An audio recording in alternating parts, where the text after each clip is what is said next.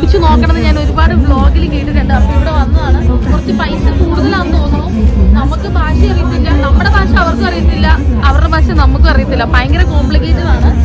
Hello, welcome back to channel. അങ്ങനെ നമ്മൾ ഹോട്ടലിലെ ചെക്കിനും കാര്യങ്ങളൊക്കെ കഴിഞ്ഞ് വൈകുന്നേരം ആയപ്പോഴത്തേനും അവിടെ ഒരു ഗ്രാൻഡ് വേൾഡ് എന്ന് പറഞ്ഞിട്ടുള്ള ഒരു സ്ഥലമുണ്ട്. അവിടെ നമ്മൾ പോയി കേട്ടോ.